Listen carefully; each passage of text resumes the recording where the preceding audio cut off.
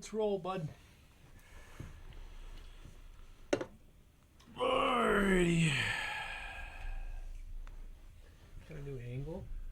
This is all for this. Oh, yeah. It's not the same. It's not even a real beer. Really, they didn't even know that until you freaking... Oh, gosh. Now you ruined it. Regan, we're on camera. Yeah, people don't know that this could be a beer from looking that far away. I mean, it is 4K now. Well, it's been 2 weeks. We took a little. We took a little break with the bye. Hey, we need our time to ourselves. We do. We have to get a little time to ourselves. We gotta get warmed up because this one's gonna be extra good. I gotta say, it feels really nice to be doing this. Like to kind of like to have made it, like finally. Like my whole life, I've dreamed of like, what does it feel like to be Kanye West? What does it feel like to be, Justin Bieber? I'd love to be like, but we've made it, man, and we're on top, and I'm on top of the world right now, and it feels great. Well, how does it feel for you? It's interesting, It's gonna be this interesting time, interesting. Anyone. I don't know if you know this. I mean, I'm not bragging or anything. You saw our last video has over 12 views since 2 weeks ago. So that's almost a view a day. And I don't really like bragging about ourselves a whole lot. Okay, but I'm sorry. The people are talking. They are yelling. They want more. They're screaming more, and they're rightfully so. But we're back, and people have been they've missed us, and they've wanted to hear what we want to say, what we got to say about this, what the Vikings going on. People need their facts, and they don't know what to go off. They don't know where to go. They have nowhere to go. They're like, where do we go? The internet, or no, that's not reliable. My dad, or yeah, please. Too old. Sick and tired of it. We're here though. Yep. So let's get to the recap of the Vikings. So we got to rewind 2 weeks ago. 2 weeks ago. This is the first week. Which we should start off this segment of what you texted me. Regan. We were watching the Vikings against the Falcons. Oh boy. Their last opponent, and I was watching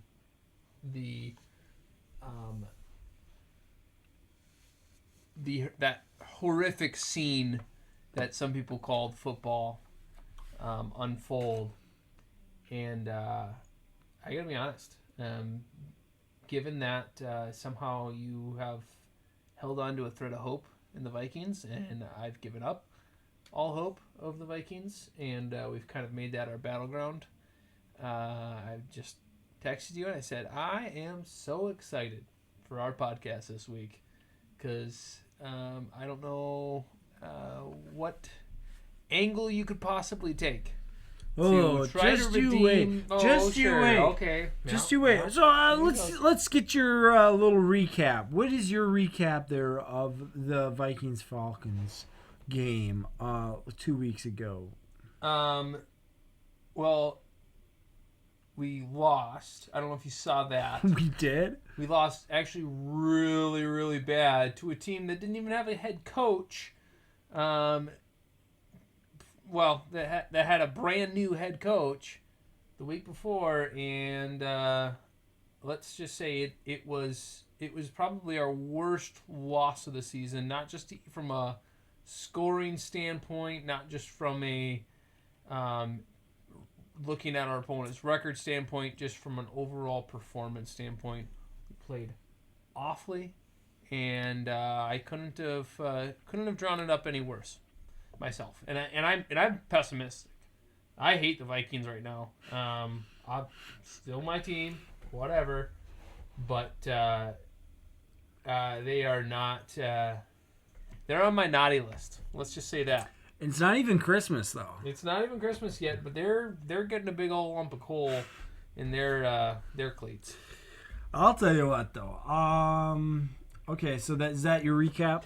I just want to make sure you get everything you want. Recap. It was terrible, all around. I think I put that game on Cousins, as I've put most of them this season. He's played awfully. I can kind of give an out to our defense just because of their newness. I don't. But it's hard to give anyone an excuse just because they're new. They're playing a professional game. They're getting paid to do it. So you'd think they could maybe pull together some semblance of a professional performance.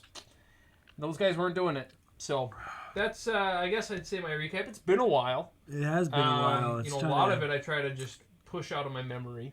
That seems to be the best remedy. I would have to agree with you there. It's a tough loss.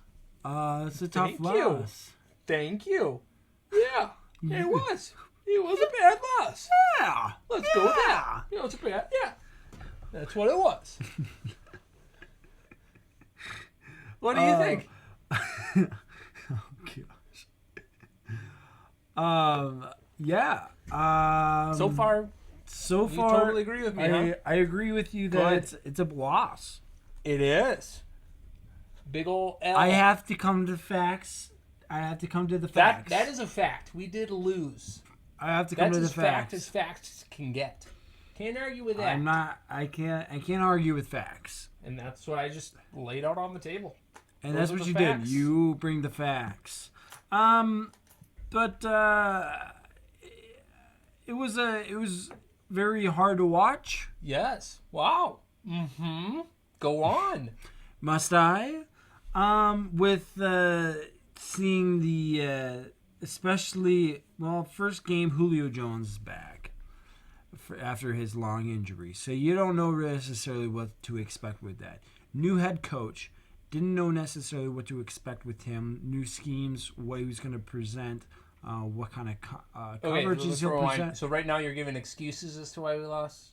Is that what this is? I'm trying to figure out, I guess, excuses. Yeah, if you want to, yeah, we could say that. We could define it as excuses because Minnesota, there was a lot of variables that they weren't necessarily ready to expect with Julio Jones, and I think that's another. Never played against Julio before. Well, and then of course. I want to blame it on the commentators because you know what they say right off the beginning? What do they say?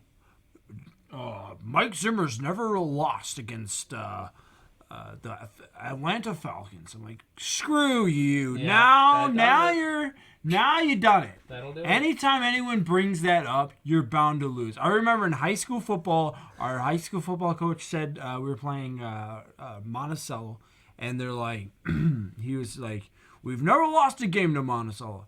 And that game we lost against Monticello. It gets in your head. It always does. You think, oh, then it's a gimme. I guess we'll just let's have fun. So here's let me give you something. So you gave me a little something. I appreciate that. Hey, I was picking up when you were dropping down. Yeah, let me give you a little something. This is my positive. All right. We lost really bad.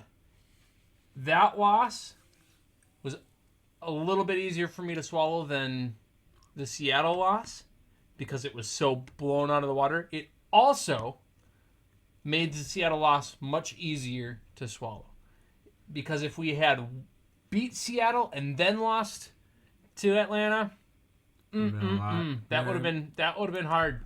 I would agree because your hopes would have been. You're like, we're back. Exactly. I would have been thinking, hey, we've got this. So it would have made me upset, actually, if we would have beat Seattle and then shown up like that against Atlanta. Because then I would have been like, well, shoot, we're done for the season. I've known that for a while, but I'd have been like, why don't we just get a better draft pick? So this is what I really think as Drop well. down, drop a We record also down. have to think about, and it's kind of luckily that was our bye week, because then I can look at Seattle now of this past weekend and look at really how good are they now, Yeah. because they got rid of the head coach, Julio Jones. He's back. Did he play last weekend? The Yeah.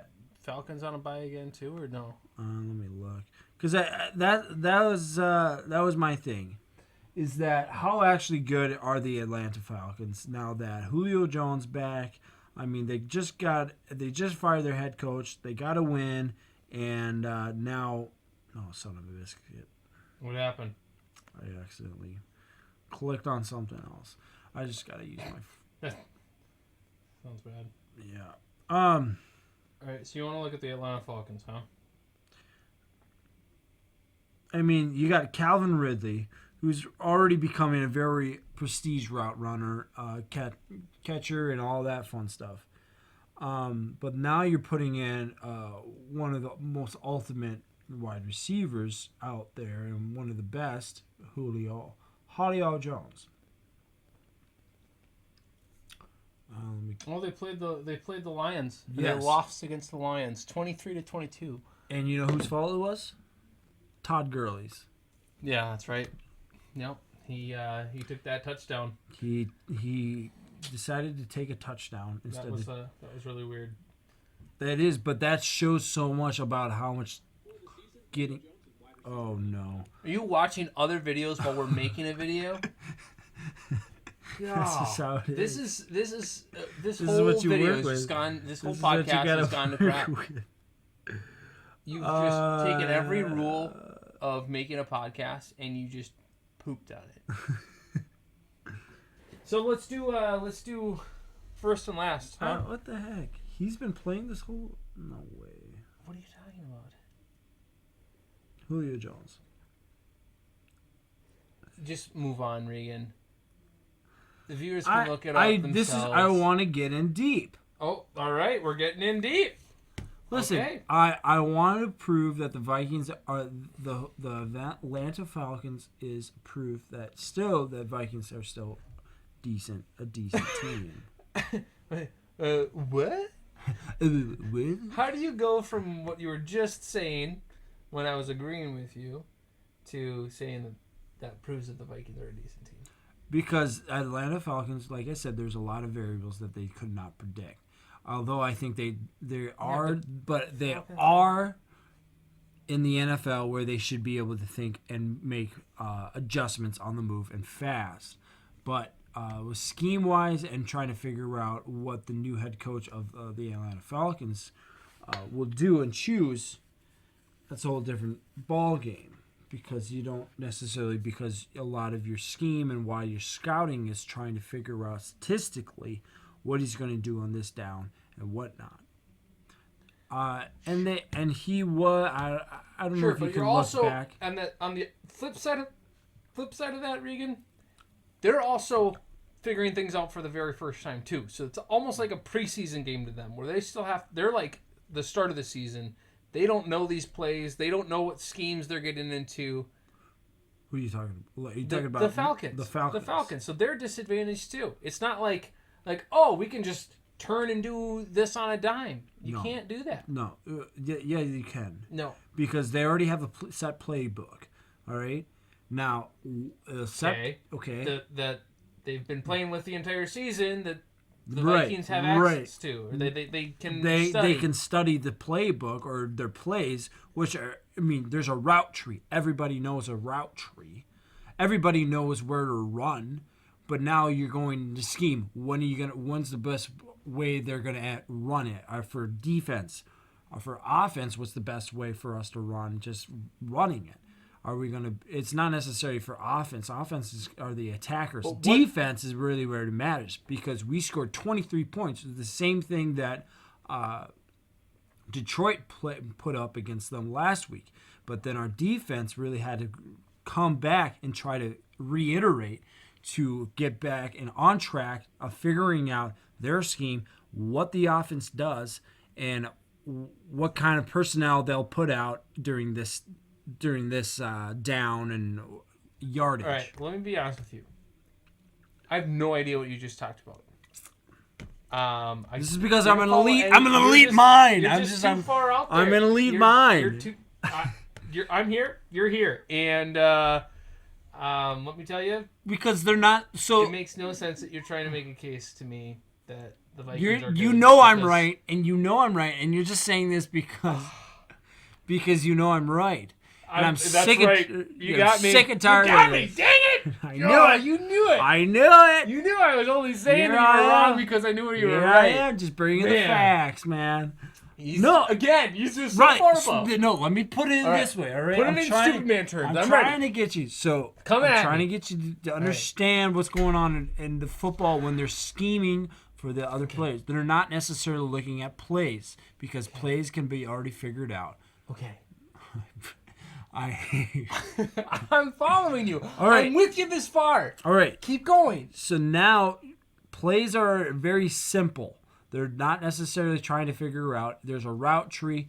Players need to realize of that, and then really plays are all of that. Running. Which players are we talking about? We're talking about the Falcons or the Vikings are trying to figure this out. So this is defense trying to figure out the offense. Okay? So the Vikings defense trying to figure out the Falcons offense. Right, because they have no idea like that. Where our offense doesn't necessarily need to figure out their defense. Okay. Of course, there's still schemes that they'll figure out because if they'll do, it's more blocking than most things. Because of twists and okay, that's in the trenches. That's man to man. Whatever. You don't have control of that. Right, that's still you. But scheme wise, and like I said, in their playbook, you just have to be very cognitive about what's going on the defense of what kind of schemes they'll do, and what is an offensive line. Okay, what do we got to do if they twist here or they send a linebacker in? But that's not what I'm talking about. That's something else. Yes. Okay. All right. So let's get throw that away. We're throwing that away. It's just buzzing over here. Screw that. All right, screw that. Yeah, just move on. Let's go. We're moving on to our defense, and I think that was the problem. It wasn't the offense. So our defense couldn't stop Our defense couldn't stop them because we're trying to figure out their scheme of what they would do on the down and distance. Because each team, each coach, each offensive player. You're trying to what you're trying to say is situational scheming. Is that what I hear? Right. Not necessarily situational scheming of what kind of plays they're going to play as well. Okay. During a down and distance as well. During a down and distance. What is a down and distance? So let's say you're 1st and 10, right? Okay. So what are they more likely to? Okay. Again, situational football. Right. So you're saying that they're going to call plays differently, situationally, and so that comes down to a coaching issue. Is they don't quite know how. That comes to the logistics of the coaching, but that's what they had to figure out during the whole game. Regardless of that. If a team can beat you, they can beat you, regardless of what you.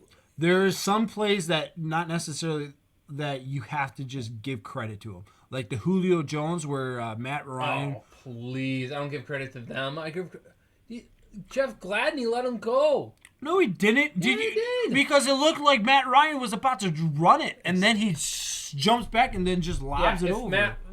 I'm not worried about Matt Ryan running it.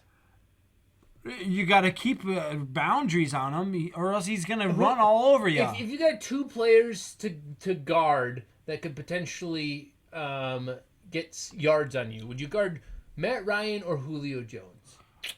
Julio Jones. This is complete two different things. You're talking about two people running at the same distance. You're not talking about somebody right at the line of scrimmage and about to cross it. All right. And then you're like, okay, he's about to cross it, or necessarily he can't see precisely perceptive-wise if he's actually crossed the line of scrimmage. He probably thought that he crossed the line of scrimmage, and that's why he probably went in. But then he's like, oh, snap, he didn't. Man, I'm so wrong.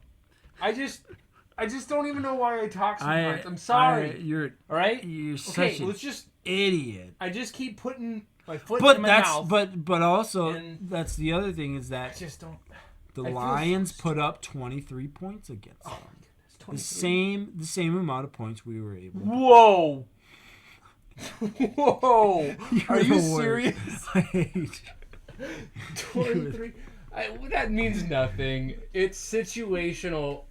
The only reason we even put 23 points up on the Falcons I would agree. is It's because of the end. We were But so so far. did the we would have put if it So would have did been the a Lions. close game. If it would have been a close game, say whatever, no way we would have gotten 23 points. If they would have only scored 14, 21 points, something like that, then we probably would have been held to a shutout because our offense could do nothing against them. Kirk Cousins played possibly his worst. I feel like I've seen that every week. He threw like 4 interceptions, didn't he, or something like that? 3 at least. I got it written down. 3. Yeah. 3. Yeah, it's just a sad game that we're playing. I don't think it's football. I think they probably taught them pinochle or something this week, and they're like, "Hey, yeah, this is what we're gonna do. We're gonna you see the other guy? Throw it to the other guy." Yeah. That was very frustrating. Yeah. No, agreed. So first and last, all right. let me just get it out of the way. Kirk Cousins is my least favorite player. He's going to be a recurring name on this list. Let me give you some stats on Mr. Kirk Cousins. How many number interceptions? One, this is a fact. Okay. He has 10 interceptions over on the season. 5 games. Over 6 games. 6 games. Fact number 1. I don't like Kirk Cousins as a quarterback. Fact number 2. Most Vikings fans don't like Kirk Cousins as a quarterback. Where'd you get that fact from? Interesting thing. I'll bring this up later. Okay, let me give you these facts. Okay. Okay. I did do a poll. Okay. Where'd you do this poll? I polled the Vikings fan base. Don't even worry about it. But I did a legitimate. I polled. I mean, obviously not the whole fan base. I didn't talk to every single Vikings fan, but I talked. The data comes from people who are Vikings fans. Okay. Kirk Cousins has thrown 11 touchdown passes and 10 interceptions. So factor in his fumbles, and he's got more turnovers associated with him. I think he has 4 or 5 fumbles at least. He has way more turnovers than he has touchdowns. Let's just get that out of the way first. Yeah. Of his 11 touchdowns, half of them, 5 of the 11, are when they're down by at least 3 scores. So they're garbage time touchdowns. We're down by at least 3 scores. So would you 3 take or those 4 scores? So would you take those ones out? So if you take them out, he has 6 touchdown passes to 10 interceptions. That's like a rookie. But you can also, but then you got to look at interception the same way. Then okay, interceptions the same way. I did the stats. What? I did it. I'm so glad you asked. Man, that's what I should have said right away when you said that. I'm so glad you asked. Wow. All right, let's go for it. Interceptions. Kirk Cousins has 10 interceptions.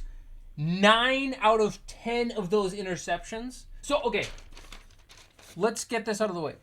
Let's get it out of the way. Let's just get it out of the way. The worst interceptions that you can throw are, I don't care about the ones where the game's already gone. Whatever. Right. You've That's got what I to was chuck saying. the ball. Yeah, You've got to just chuck the ball. Those ones I or throw if those you're ones way out ahead, too. whatever. If we're ahead by 30 points, I don't know. No, if we're ahead by 30 points, fourth quarter, go ahead, throw it to the other team. It's just like a punt, basically. Just treat it like it's a punt. Or just take it. Okay, so the worst interceptions are the ones where you're within, let's say, 10 points. Okay. 9 out of 10 of Kirk Cousins' interceptions are when we're within 10 points. 10 points of the opponent. One or the other. Whether we're ahead by 10 points or behind by 10 points. Most of them, I'd say actually 6 out of 10 are we're within 1 score. So he's throwing touchdowns when they're just give me garbage touchdowns. And he's throwing interceptions at the worst times. I put this the woes of the season almost entirely on his back. Yeah, Hard to argue with that. Then I just got the facts. I laid now them down. now we got to People got 'em. Now we got to form our opinions. All right. I would agree. I think Kirk Cousins needs to be given the boot.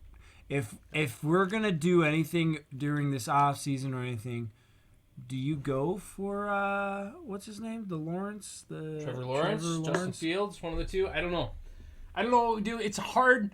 So here's the thing. Because you gotta first pay off his salary.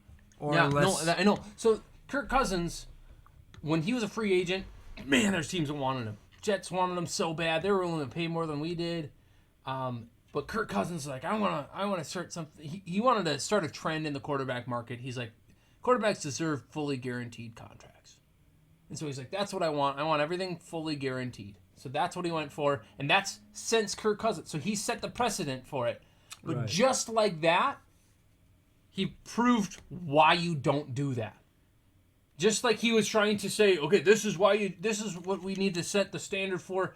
He did the opposite in the long run. In the long run, he told future teams, because what he wanted to do at the time was, I want this to set up future quarterbacks to help them provide for their families, whatever. And he's proving right now, as we speak, why you should never fully guarantee a quarterback contract unless you're not Kirk Cousins. What about Patrick Mahomes? Is his fully No, guaranteed? I don't. I'm just saying, like, if Patrick Mahomes was on the market, would you do a full-time guarantee, like a guarantee? Okay. Would you do that? I didn't think about that. I didn't even think about if we were talking about it. I honestly wasn't thinking about a different quarterback than Kirk Cousins. Right. I would say because so here's the thing. Kirk Cousins set a bar for what caliber of quarterback are you entering the market, okay? So if you are a Patrick Mahomes caliber quarterback, if you're a Tom Brady caliber quarterback, okay, obviously Tom Brady's at the end of the career, so maybe not as applicable. But if you're that caliber where you have a proven history of winning and winning in big games and carrying your team on your back, then like Patrick Mahomes does, like Russell Wilson does, like Aaron Rodgers does, I'll say it, then yeah, fork over the money. Those guys can do it. Even if they have bad games every once in a while, it's not their identity. Kirk Cousins didn't have that proven identity. He proved that he could possibly win some big games, but all the way around, he's just not an elite quarterback. He can win and show glimpses of greatness, but his average, his floor is really low. Right. And his average is below average. So he didn't prove to anyone before he got on the market that he was really going to be. I mean, there's a lot of anticipation because we saw his potential, but he hadn't proven that yet. So no quarterback that from here on out, no quarterback that enters free agency that doesn't have that winning track record.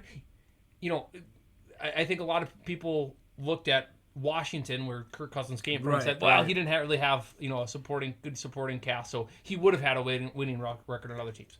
I don't care about that. All right? If a quarterback doesn't have a winning record, if he hasn't shown that he can fight through adversity, that he can be consistent, then he's no way are they giving him a guaranteed contract up front. No way. Well, then, now here's another option for us. Okay.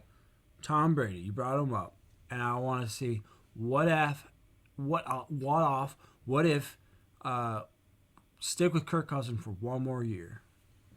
Tom Brady's contract's up in Tampa Bay. We got Kirk Cousins for 2 more years, buddy. Yeah, but what if we were able to give up Kirk Cousins, somehow pay off the remaining of his salary, whatever it is, the $80 million, and then able to take up Tom Brady in that second year. What if Jesus came back and played for the Vikings? Did it! I mean, he could be like, yeah, like he. Like, I've always wondered, if what there's water on the field, he just walk on right on top of it. What if, like, I always thought, like, what if, like, Jesus played a sport? And what would that be like? Like, if Jesus came down and played it, like, I don't know, it'd be interesting. I guarantee you, he'd be wearing that Philippians 4:13 bracelet. He said, "I can do all things through me who strengthens me." It's got a cross, the black paint. All right, this is borderline heretical, so we can move on. All right. Okay, I say my your worst. I would agree. Kirk Cousins throwing the 3 interceptions was brutal. So normally when we do these things, we try to highlight someone that like isn't the obvious one, but Kirk Cousins was so bad. He was so bad. It's has just to be the butt of all of our jokes. I can't. I don't understand how you could not choose him, but no. But then for my best, or do you want to say your best? Do you have your best? I'll give you my best. Yannick Ngakoue. Oh really? That guy is brilliant. Just play bad enough where the Vikings don't want you anymore. They don't think they're worth it, so they trade you away. That's I said the same thing about Anthony Barr. He said, I'm just going to get injured. I'm going to be done with this team. Anyone who's signing off on this team right now is doing the right thing. Wait, saving us some money. He didn't get signed. And he's giving off. us a draft pick back. He didn't get signed off. What? Pretty sure he didn't get signed. What do you mean signed? Who? The Gogway. He's with the Ravens. Oh my goodness. Regan, I'm sorry. Look at me. He's gone. He got traded to the Ravens. I thought it was just a fake news. No, Regan, it's real life. I'm sorry. I thought it says Vikes shipped Ngakwe to Ravens for picks. Yeah. What? That's what that means. We just got the guy, Riley. I know. We just got him this year. Yep. So, and he signs with the Raves.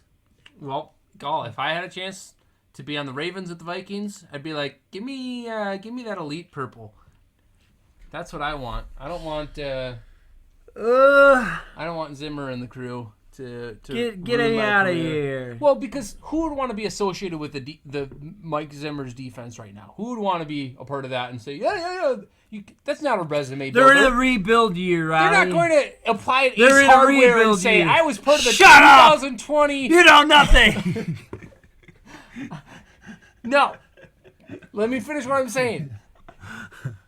Yannick Ngakoue in 10 years isn't going to be applying for a manager position at Ace Hardware, going in and saying, hey, I was on the 2020 Mike Zimmer defense. It's not going to be. It's not going to be something that someone's going to say. Get out of here! Really? That's actually probably going to be a deal breaker. They're going to say, cut him. I would be for me. Trade him. Okay. Well, for me, I would have to say it would be Cameron Dantzler. Because I think he's got 2.5 tackles for loss. He was up there with the total tackles of 11 with the old Eric Kendricks. 9 solos.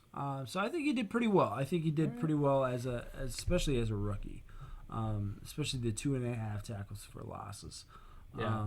He's gonna have some potential. I think he's got a lot of really case to work out. Although I did make fun of him for being really scrawny last time we met. I do think he's really scrawny, but I think it just shows that he can just get small enough to. If he turns sideways, the quarterback can't see him. Right, exactly. And then that's how he shuffles. He shuffles. Just the side shuffle. Oh boy! Please don't see me. Right. That would be my first and my last. All right. Well, before we get into next week and we wrap things up here, I've got a new segment for us to try out. Whoa! All right? Brand new, never been done before. Never done anywhere. Right? Anywhere. This will be a fun one. This is a new segment, so it's brand new. I can't wait. It's never been done. Never anywhere. Anywhere. No. So it's a new segment. Okay, give it to me. Give it to me straight. Well, this is the first time, okay? Because it's new. All right. So it's gonna be basically it's 2 truths and a lie with football facts, okay? So I'm gonna give you a few facts. I have to figure out the lie. And one of them's totally bogus. Okay? Give it to me. All right. Fact number 1. Kirk Cousins is a good quarterback. Shoot, I was cracking up. No, that's not the one. All right. Dalvin Cook is averaging 4.5 yards per carry this season. Okay. Justin Jefferson is averaging over 18 yards per catch this season. Oh, boy. Adam Thielen's catch rate is 65%. Oh, boy. So, Dalvin Cook at 4.5. Justin Jefferson at 18.5 or 18. Over 18. Over 18 yards per catch. And then Adam Thielen, 65% catch percentage. Mm-hmm. It makes sense for me for Dalvin Cook for the 4.5. He's had some good games. He's had some bad games. He's had, whatever. I would say, yeah, I think that's true. I think that's a fact. I think it's true. You got to find the lie. Yeah, I'm working through all three of them, right? Okay, keep going. I'll just sit here. Justin Jefferson, he's had some. The touchdown he made this past, well, not this past, but the previous Sunday, that was pretty long. He's made some. I think most of his catches are, at least, he's the long guy, So, I think that's true. Okay. I think 18 or more. Adam Thielen. This is where I'm having the problem here. Okay. 65 seems way too high. Okay. I don't think Kirk is throwing him good balls that he's catching 65% of his catches. I think it's probably maybe below 50%. Wow, really? 50 to or below. 50, so I think Adam Thielen having 65% catch percentage is the lie. Okay. I think it is lower than 65%. Okay. Well, let me tell you, you're wrong. I knew it. You knew you were wrong, but yet you gave that answer? No, I knew that Adam Thielen was wrong, that you were wrong. Don't know what you said there. I don't know either. Okay, we'll just move on. Adam Thielen has caught 32 of 49 passes thrown his way. 32. So 65 is not ideal. But I will say Justin Jefferson has caught 26 of his 33 passes thrown his way. That's a 79% catch rate. So he's doing a little better. Now, between Justin Jefferson and Dalvin Cook, 4.5 yards per carry. Justin Jefferson, over 18 yards per catch. Which one of those is the lie? So we narrowed it down. I would say Justin Jefferson. That's got to be the lie? Yeah. Correct. He's averaging almost 19 yards per catch. What? So I think it's like 18.6. So then what is Dalvin Cook's yards per carry then? Dalvin Cook's yards per carry this season? 5.7. Boom. Why would you do greater, Riley? Why would you do that? I knew I'd get you on that. You play with my head. You're playing with my head. It's just like I always think you're going to think negatively and bring them down to what they do, and then you do that. I threw you a curveball. You just got to be thinking. I can't believe you did that. Yeah, I knew you'd do that. All right, so next week, predictions of the Green Bay Packers. Green Bay Packers. Picker. What are you thinking, Riley? I don't know. Maybe. You think they could win this game? You think they could win it? Oh, maybe. Against Aaron Rodgers? I would love to see the Vikings destroy the Packers. But nothing in my being wants to hope for that. Wants to count on that. I know there's disappointment ahead. And I'm just gonna have to kind of suck it up and just accept that that's kind of our fate at this point. I don't think there's, I think there's it would be the best present in the world right now if we could beat the Packers, even just this 1 week. Even if it meant we lose the rest of our games. Actually, I would love that. I would love for us to beat the Packers and then purposely lose the rest of the games. But I just know it's not going to happen. Packers put up, 40-some points on us first time around. 43, they 34. looked good. They're coming off a win against... Who do they beat? They showed that they could rebound after they lost to the Bucks. That was a hard loss to them.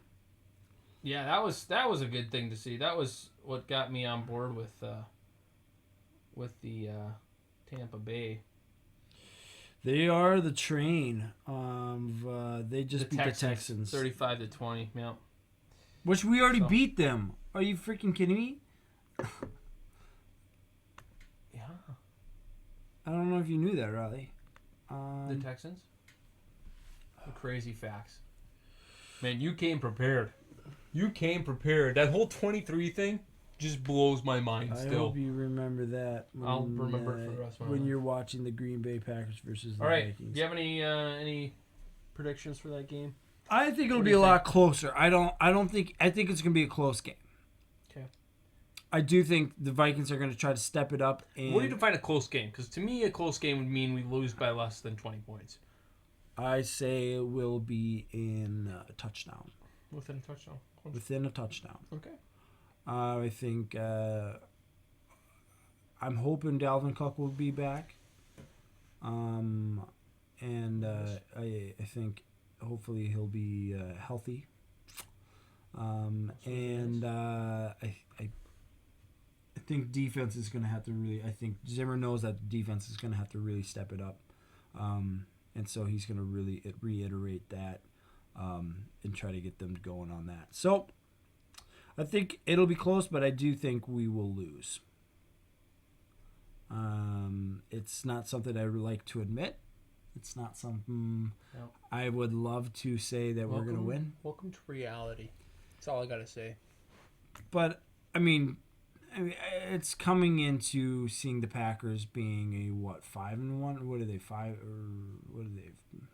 5 or... They've lost twice or once. Once. And that was against the Buccaneers. So they are 5-1 and we are 1-5. And maybe what if we beat them? We change records. What if that? What if? I mean, what if the NFL commissioner said, "Yeah, you guys, the Vikings actually, you guys switch it. It's rightfully yours. Yeah, claim it. Wow. You keep what you kill." Riddick. That's Riddick. That's right. Good pick up there, bud. If there's one thing I do pay attention to, it's movie references. Yep. Well, that's all good. I do. All right. Thanks for listening. If you enjoy it, make sure you like, comment, and subscribe. Oh, and how much are we up to on Patreon right now? We're up pretty high. Self-sustaining. Let's just say that. Let me look at what we got. Oh my